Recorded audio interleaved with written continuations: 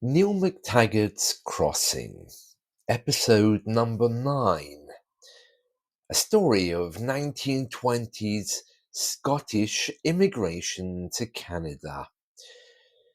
Episode 9, The Town. The frost had lifted a little by the time Robert said, "You'd best come with me to town today, lad." Neil was glad to go. The farm had begun to feel heavy with silence. They loaded the cart with eggs, a sack of oats, and a few jars of honey that Robert traded each month. The horse stamped in the cold, eager to move.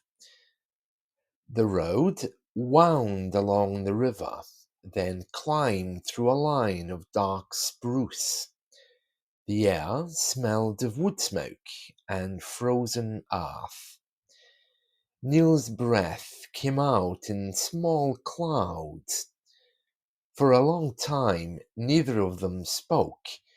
The only sounds, the creak of the wheels and the soft jangle of the harness. "You'll see a fair bit of the world in town," Robert said at last. "Don't stare too much. Folk don't like that." "I won't," Neil said, but his eyes were already full of curiosity. They reached the edge of town just before noon. The place seemed to grow out of the snow itself. Rows of wooden buildings with wide porches, a few tall chimneys, and a church steeple rising like a finger against the sky. To Neil, it felt both strange and familiar. It had the bustle of Kilbirnie, but not its roar.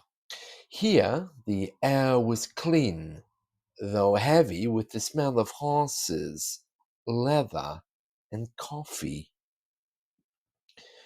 Robert pulled the cart to a stop outside the general store. "I'll see to the grain," he said. "You take the eggs to Mrs Brant's. She runs the cafe 2 doors down. She'll know what to pay." Neil lifted the crate carefully and crossed the street. His boots sank into the thawing mud, and he could feel the chill seeping through the soles. The cafe was warm inside. Steam fogged the windows, and the smell of soup and bread wrapped around him like a blanket. Behind the counter stood a woman with her hair pulled tight and pinned high, a few silver strands escaping near her temples. She wore a dark dress buttoned to the throat, an apron starched so stiff it almost shone. There was something of the old country about her, upright, exact, not unkind, but certain of herself. Her face had that firm, set look Neil remembered from his grandmother, who had kept the Sabbath as if it were a wall around the week. He could almost hear her voice again. "Keep your back straight, boy, and your words few." "You must be Robert's nephew," the woman said. Her voice carried no softness, yet it wasn't harsh either, just clear, like clean glass. "The one from Scotland." Neil nodded. "Yes, ma'am, from Kilbirnie." "Well, set those eggs down before your fingers freeze." She came forward and lifted the crate with quick, practiced hands, counting each egg under her breath. When she finished, she handed him a few coins. "Fair trade," she said. Tell your uncle I'll take another dozen next week." Neil stood there, awkward, not sure if he should go. She studied him a moment, then nodded toward a stool near the stove. "Sit a bit. I can see the cold's bitten you." He obeyed. The warmth crept slowly into his hands.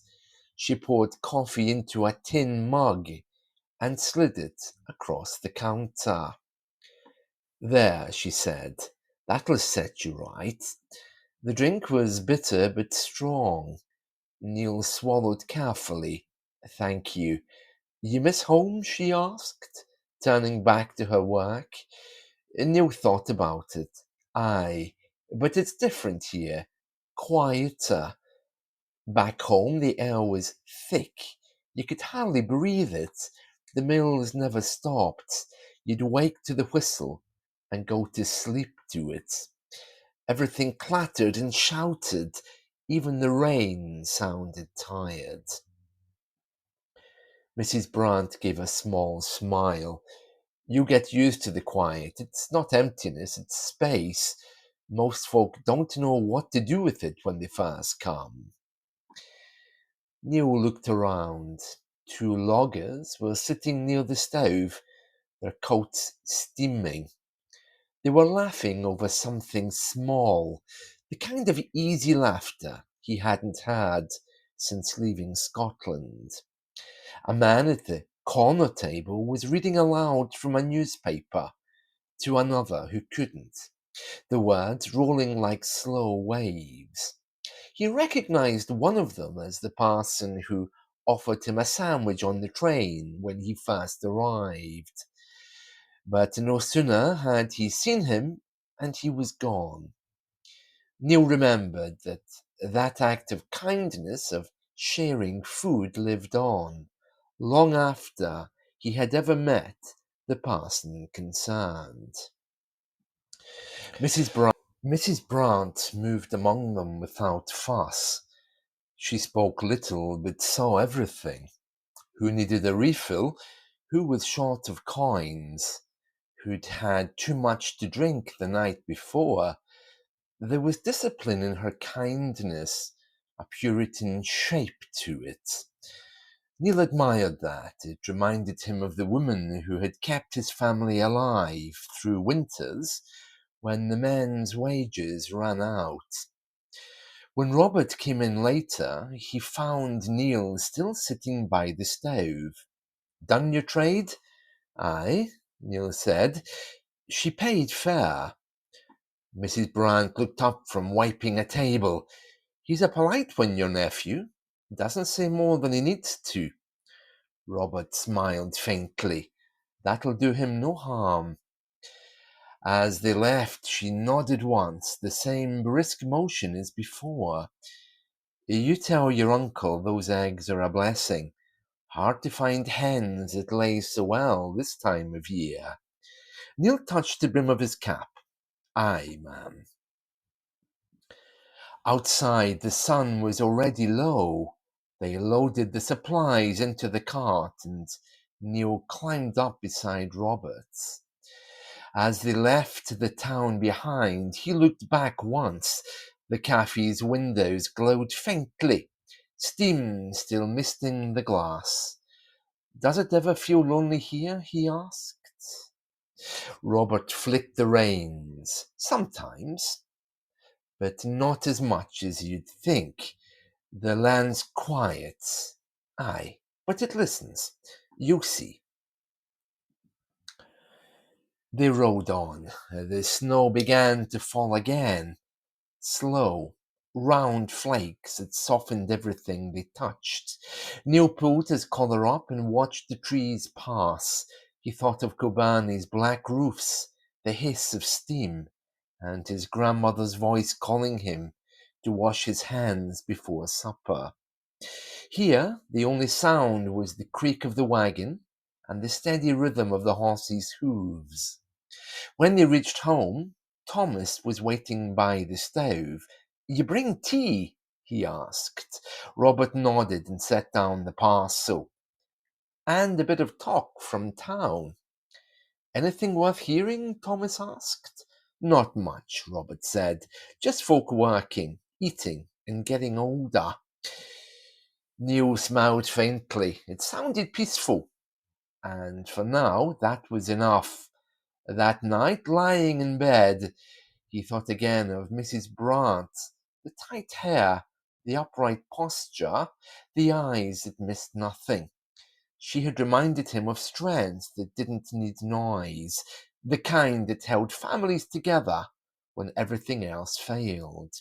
And for the first time since leaving home, he felt not a stranger, but someone beginning to belong.